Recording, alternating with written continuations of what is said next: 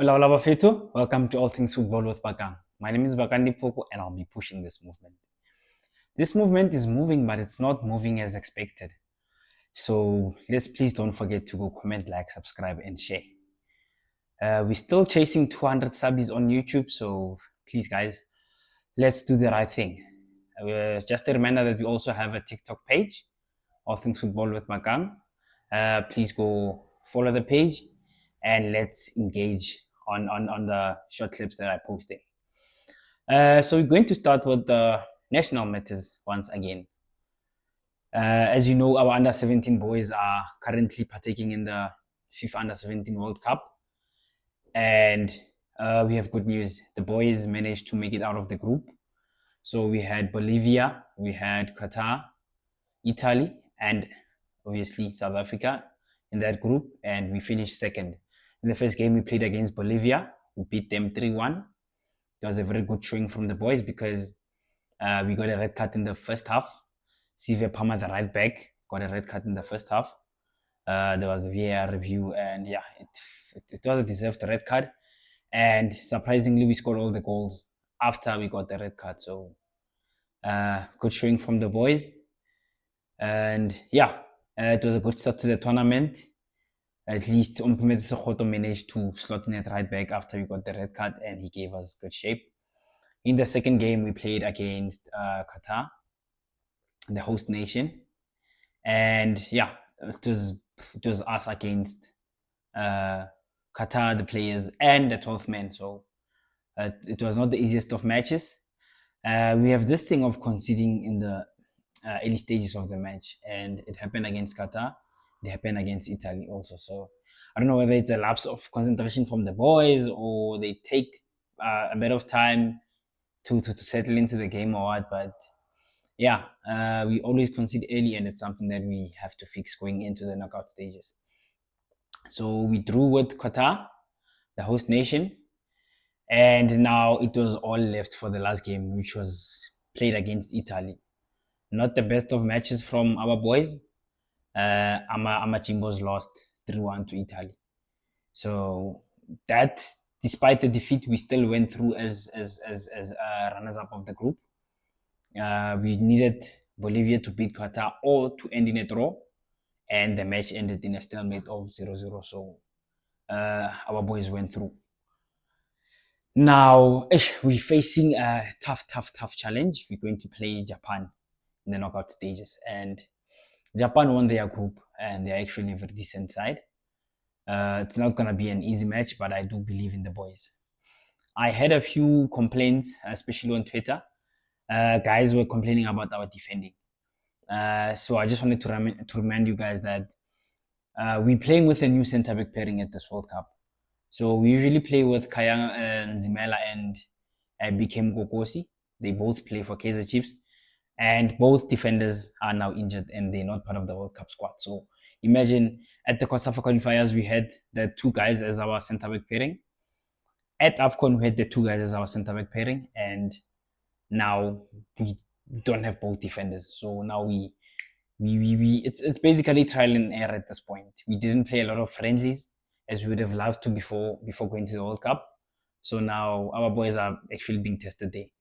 I saw the game against Italy. They just killed us with movement of the ball. The boys couldn't really track their runners, so they focused too much on the guy that has the ball, and then the off the ball runners, they once they get released, then they literally have no one next to them because our boys would be, I don't want to say fast asleep, but they wouldn't track the movement of the player that does not have the ball.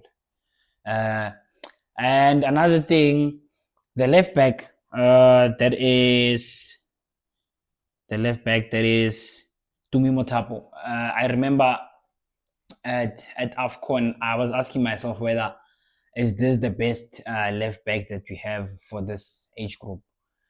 He didn't. For me, I felt like he was kind of getting exposed at AFCON.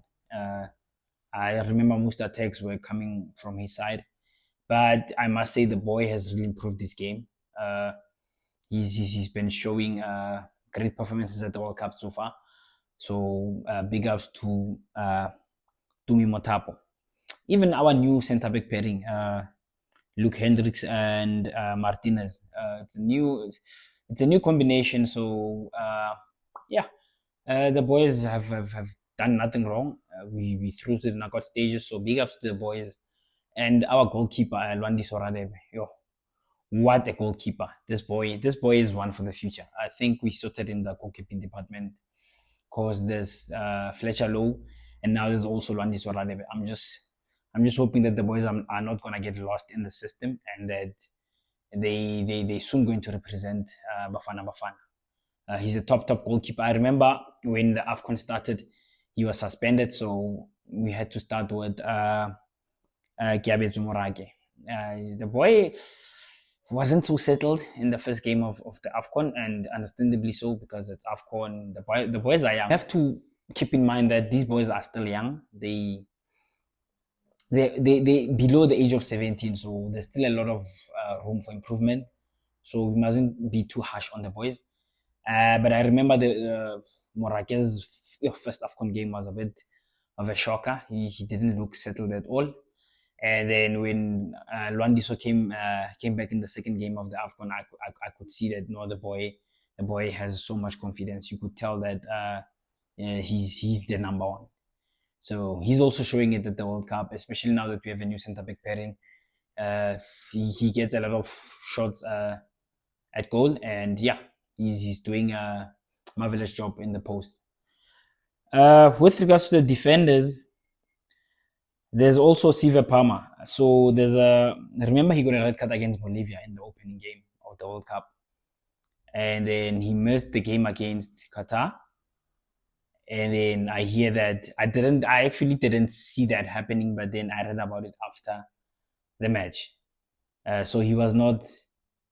So it seems like the technical team, the South African technical team, thought that he's eligible to play against Italy and that he just had to sit one game out. But it seems like they were wrong. He had to sit out 2 games. So the boy was part of the team. He warmed up with the team. He sang the national anthem. And then just before kickoff, that's when the boy was replaced. And that's when we actually found out that the boy was not eligible to play that game and he had to sit 2 games out. So I'm just glad that we managed to realize that the boy is not eligible to play before he even gets fielded against Italy, because we would have lost we still lost, but we would have maybe lost 3-0 or something. So yeah, I'm just glad that the boy didn't play, but I'm pretty sure that the boy will be eligible to play against Japan. So we have a full strength defense ahead of the Japan game. I'm hoping that we're going to stand tall and show the Japanese what we are made of. With regards to the midfielders, we went for the normal combination of Tebogo Mlangeni and Kamohelo, Tepsi Marlezi Kamkam. Yeah, they played together at the CAF level. They played together at the AFCON level. So it's a tried and tested partnership. Kamkam is the captain. Marlezi, what a player. Just to remember that the boys played together at Kaizer Chiefs before Kamkam moved to Mamelodi Sundowns. So you see there's a bit of progression. So yeah, the boys have been playing quite well. They have so much confidence on the ball. If the engine of the team is not functioning, then nothing is gonna go right. So there's also Joshua Taylor. I haven't seen much of the boy at the World Cup. I know he got I just can't remember which game it is, but he got a run. But I didn't see much of the boy. I just know that he won the Engine Champs of Champs Player of the Tournament. So yeah, he'll surely get his chance and he'll show the world what he's made of. Attackers wise, Ompumente Sekgotla has been mostly used as a right back. Malinga, he's actually a right winger, but now because of Palmer's red card, he was forced to move back. But I believe that if you can play winger, then you can basically play as a full back because you're still on the side. It's just a matter of now you'll be a bit, you'll be forced to do some defensive work. Whereas when you are an attacker, then your primary job is to attack. Emil Witboy has been our shining star. The boy has been playing well. He's been mostly used as a left winger, not as a 10. And I think I think I prefer him more on the left hand side. I remember against Italy, they he kept the right back very busy, yeah, and the midfielder, the right midfielder. So he's been showing why he went for trial at a big club like Chelsea. He's been showing why most teams are looking at him. So uh, he's our master creator. So yeah, he's been our shining star. I haven't seen much of Selwyn Stevens, Juju. He was very instrumental at the AFCON campaign. Now at the World Cup, I haven't seen much of him, but he's a very good player, sweet left foot. And yeah, he's been some games he started the games, and then some he's been coming off the bench. So yeah, there's also Neo Botlhoko. Haven't really seen much of the boy, but maybe it might be because of the shift in the structure. Because I saw that Coach Vela opted to play two forwards. He played Sean Els and he also played and Neo Botlhoko. So I'd like to believe that Neo Botlhoko was kind of forced to play as a second striker. In most cases, he plays as a lone striker. So that can also have an impact on one's game. But Sean Els has also been marvelous to watch at the World Cup. He's a boy that recently emerged to the national team, but we know that some there has been a lot of questions as to why Steven Mendes, Stevie G, who plays for Kaizer Chiefs, didn't make the final World Cup squad. We know that he was part of the team that won the cup in Namibia. I think there's an under-20 tournament that the boys went to go play. So they used the squad. I think it was used as part of the preps. He was part of that squad. He scored worldies there. We all thought he's going to make the final World Cup squad, but he didn't. And Coach Vela recently disclosed that it's because the boy failed the MRI scan. So as part of verifying the age thingy, FIFA has instructed the teams to do the MRI scan, and it does not mean that the boy is not is over 17. No, he's still under 17, but he just failed the thing. So it's it's part of the requirements. So yeah, Coach Vela said there's more than one player that failed the MRI scan. So, but we only know that it's so far it's Stevie G. So we had a lot of questions as to why he's not part of the squad. But we have a lot of great players. There's also Alwande Boysen, who plays for Golden Arrows Bubesi. I actually spoke about him in the previous video. He's very pacey. He can actually cause a lot of problems for defenders. I believe that if he just fixes that final pass, then we're gonna eat with him. Imagine having Boysen on your right with this pace. He's very direct. He's not as slicky as Emil Witboy. So imagine you have Witboy on your left and you have Bubesi on your right. Perfect balance. And now that Parma is also back, we can also add Ompumetes Khoto to the wingers that we have. So I believe we can cause problems for Japan. There's also Will Henson. His nickname is Anytime Scorer. Plays for SuperSport United Academy. I haven't really seen much of the boy, but every time when I check the headlines of the goal scorers for SuperSport, I always see his name there. So you wouldn't just get the name Anytime Scorer if you don't score. But yeah, I haven't really seen much of the boy. I'm hoping that we're going to beat Japan and that they're going to get some decent minutes under their belt. So yeah, good luck to Coach Vela, the technical team, and the boys. The nation is behind you guys. Japan won't be an easy game, but I believe that we can make it. We move over to the national senior team. So we're going to play just one friendly against Zambia at the Nelson Mandela Bay Stadium. So Coach Hugo Bruce said that he's only opting for one friendly match because of the tight schedule of the PSL teams. I think so. Yeah, yeah. The teams do have a tight schedule, especially teams that are also playing the intercontinental club competitions. So it makes sense, and we know that the team is dominated by Pirates and Mamelodi Sundowns players. So I guess it makes sense, but remember we also have to use these friendlies as part of our AFCON preps. And we know that there's also Hugo Bruce said that he would have liked to start the AFCON camp a bit earlier than what the plan is now. But then there's an All Stars a Cullen Black Label game, so yeah, there's also gonna cause some sort of a delay with regards to commencing with the camp for AFCON. We're just gonna go through the final squad that's gonna play against Zambia on the 15th of November. Kickoff is at 3 o'clock. Goalkeepers, we have Ronan Williams, we have Ricardo Goss and Sipo Chaine. Familiar names in our squad. I believe that those are the three keepers that are going to be going with us to AFCON. It's clear. I know that there's been questions around Brandon Peterson, Kaizer Chiefs goalkeeper. He's currently leading the charts of clean sheets. He had a great start to the season, but knowing Madala, he already has his core, so he's not just gonna easily change things, especially before a major tournament like AFCON. So to some extent, it does make sense. Defenders, we have Polokwane City's Tabang Matuludi, we have Ngosinati Wadlela Sibizi, we have Samkelo Kabini, we have Kureso Mudau, we have Obre Mudiba, we have Mbegezeli TLB Mbokazi, we have Tabo Moloisani, and we have Kulman Indamani.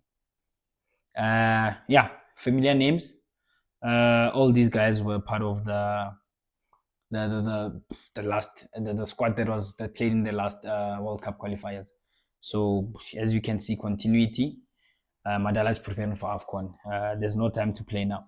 Midfielders, we have Tebza Mrembola Mukwena, we have Talent Mbata, we have Masindi Nemtajela, we have Pepelo Yas Tole, and Batusi Obas.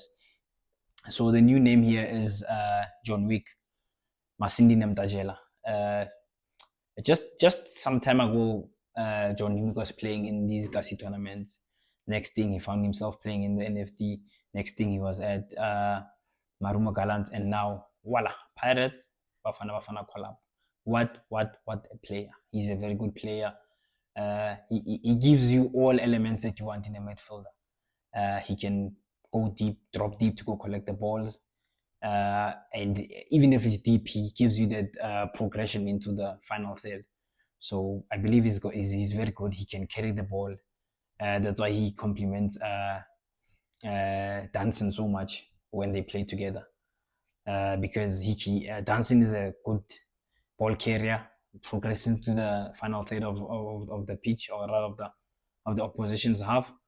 And then Nemtajela also has that half turn about him. He knows how to receive the ball, and if you can receive the ball properly, then your next move is gonna be better, because the way you receive the ball plays a huge role in what you're going to do with the next touch, or rather the next move. So I'm looking forward to seeing what John Wick is gonna bring to this Bafana side. I believe in the guys that I mentioned here. He's a bit more creative. He's more creative than Yaya. He's more creative than Aubers. Maybe he's on the same level as Mbata and Debza with regards to creativity.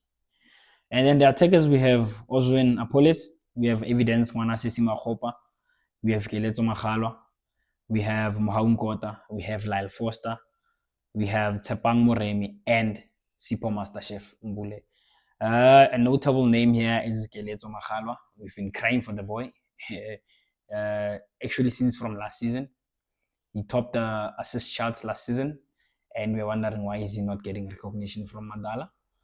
Knowing Madala is going to give him his chance, and if he does not grab the chance with both hands, then we know what's gonna happen. Relemo Fokeng is not part of the squad. He recently came back from an injury, but he's playing. It's a good sign. Remofogeng at least he got an assist, a super assist to Yanela Mbutuma. So my only concern is Shikabala Tembazwane. He's not playing at the moment. AFCON is starting soon, so yeah, it's a bit of a problem. People are crying for Tembinkosi Lodge, Nyoso. He's having a stellar campaign in Morocco for Wydad Casablanca. The journalists are praising Madala, but Madala is saying that he believes that he has the right creative players in the current squad. There was also a comment made by Madala with regards to gift links. He said that he's not in the right level. For me, I think maybe that was not the best way to put it. If you consider the left backs we have, I'm not saying he's better than Obremo Diba, but I believe that Madala should have just said that he prefers other left backs over gift links. Not that he's not at the level that he wants him to be. He's having a stellar campaign in Denmark, so I don't understand why they'd say he's not at that level. But what can you say? Madala is cooking, and we are behind Madala. Another notable absentee is Siyabonga Ngezana. I've heard that things are not going so well with him in Romania. It seems like he had a fallout with the chairman of his club. So I am hoping that it's gonna get resolved very soon because we need him for AFCON, especially because of his height advantage and strength wise. There's also Ikram Reyners, who's also not part of the squad. Not really sure why he didn't make the cut. But he's also a player that can add so much firepower up top with his speed. He gives us a different dimension. We know that Lyle Foster is more of he can drive with the ball. Lyle Foster is more of your ball player, similar to Evidence Makopa. Maybe Lyle is just a bit stronger. Makopa is a bit more mobile, but Ikram gives you those runs in behind. So for me, if you go to a major tournament, I'd rather have a good balance of attackers, knowing that games are not going to come in the same manner. So a game is going to require a mobile striker like Makopa is going to stretch the center backs, or a game is going to require someone who's going to more of a target man. I believe that Lyle Foster is more of a target man, but he's also good on his feet. So, and some games are going to require someone who's going to run in behind. So, rather try to balance when going to AFCON, balance your attackers, then you'll be ready for anything. But that's it from the national senior team. Just an update on the World Cup qualifiers, CAF. Nigeria played against Gabon. Remember, the 4 teams went to a playoff format, semi-finals and then finals. So Nigeria defeated Gabon 4-1. The match ended 1-1 in regular time, and then Nigeria scored 3 in the extra time. And then Cameroon lost 1-0 to the DR Congo, Democratic Republic of Congo. They scored a late winner. It was a corner, and then voila, inside, sucker punch. And yeah, we're going to see Nigeria taking on the DRC. And then the winner is gonna face winners from other continents. So, but yeah, we're obviously going to root for our African brothers, especially when they play against other guys from other continents. So yeah, let's see how it goes.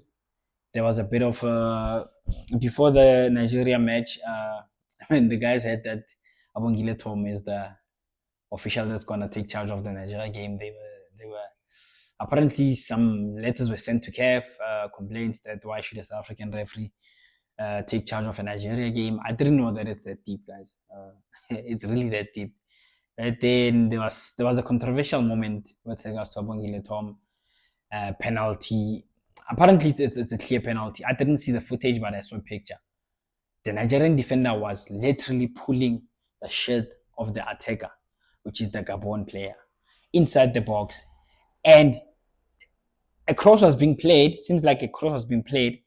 And the guy was going to get to the ball. But then the guy that was going to get to the ball, he was pulled by the defender. And even after consulting with the VAR team, Abongile Tom said it's not a penalty. Guys were going crazy. I saw Nigerian TikTokers actually bowing down while calling Abongile Tom's name because they were delighted. So yeah, but yeah, let's see how the final goes, how the playoff final goes between the DRC and the Super Eagles of Nigeria. I just forgot to mention something with regards to the under 17s. So we had 10 teams at the World Cup, at the under 17 World Cup, and 9 of the 10 teams went through to the knockout stages, the African nations. So it's a good sign for African football. African football is on the rise. Morocco won the under 20 FIFA World Cup. So it's a good sign. Hard luck to Ivory Coast. They're the only ones that got knocked out in the group stages. But big ups to the 9 nations that went through. It's Egypt, Morocco, Senegal, South Africa, Tunisia, Zambia, Mali, Burkina Faso, and Uganda. So congratulations to the nations that I just mentioned. They made it through to the knockout stages of the FIFA Under 17 World Cup. While we're still at it, we're now moving over to local football. We saw that Orlando Pirates progressed to the final of the Cullen Black Label Cup.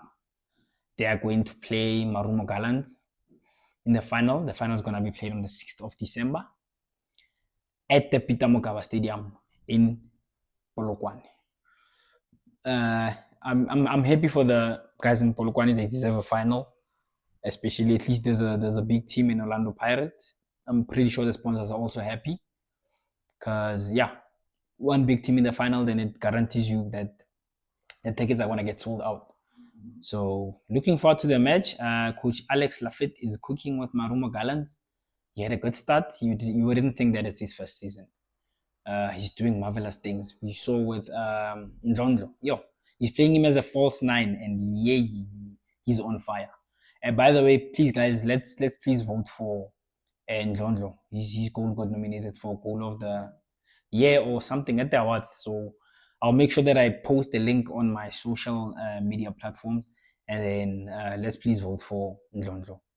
I know there's someone else who got voted for, but I will just confirm and then I'll post both links, and then so we can push our South African footballers.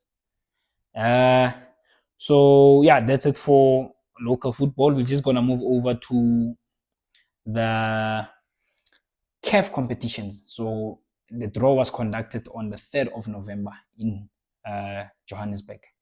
So now we know that we have 3 South African teams that are representing us. There's Mamelodi Sundowns, there's Kaizer Chiefs, and there's Stellenbosch. Mamelodi Sundowns are in the CAF Champions League, and then Chiefs and Stellies are in the CAF Confederations Cup. Orlando Pirates got knocked out by Saint Eloi Lupopo. We know that they have a case that's pending with regards to the eligibility of some of the Lupopo players. So we still are waiting CAF to give us the feedback on that. At this point, we ended up. We don't know whether Pirates are going to get reinstated or what's going to happen. But yeah, apparently there were multiple offenses from Lupopo's side, but Lupopo was part of the draw. And yeah, so in Group C, we have Al Hilal, we have Lupopo, the guys that knocked out Pirates, we have Mamelodi Sundowns, and we have MC Alger. Does that last name ring a bell? So that MC Alger is coached by Rulani Mulungisi Mokoena, the former Mamelodi Sundowns coach. So the prodigal son is going to return to South Africa, but then he's going to sit on the opposition bench. And we know that the last time a South African coach came to face Mamelodi Sundowns, we know what happened, and that was Peter Musimani. Things were done to the bus, things were thrown to the bus, vulgar words were used towards Peter. So I'm looking forward to seeing the reception that Mulungisi is going to get. But I believe that he left more on a good note, and yeah, I believe the Sundowns fans are going to welcome Mulungisi in a loving manner. I'm hoping that's going to be the case.